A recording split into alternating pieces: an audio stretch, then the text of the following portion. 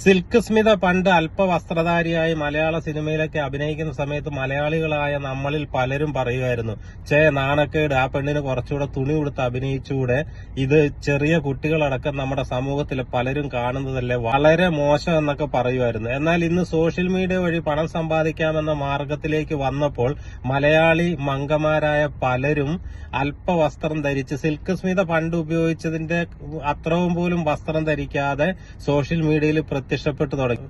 പണ്ടൊക്കെ തിയേറ്ററുകളിൽ സെക്സ് പടം കാണാനൊക്കെ പലരും ഒളിച്ചു പാത്തും പോകും. ഇപ്പൊ അത് ആവശ്യമില്ല. നമ്മൾ രാവിലെ വീട്ടിൽ പുറത്തേക്ക് ഇറങ്ങിയാൽ മതി, അപ്പൊ തന്നെ ഈ റീൽസ് ചിത്രീകരണമായി തുണിയില്ലാതെ പലരെയും കാണാൻ കഴിയുന്ന കാലഘട്ടമായി മാറിക്കഴിഞ്ഞു.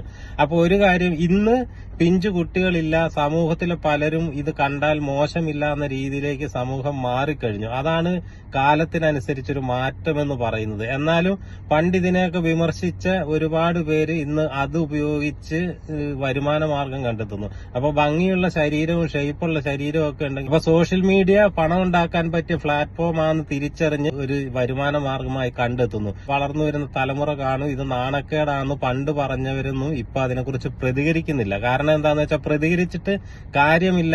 സമൂഹം അതുപോലെ മാറിക്കഴിഞ്ഞു.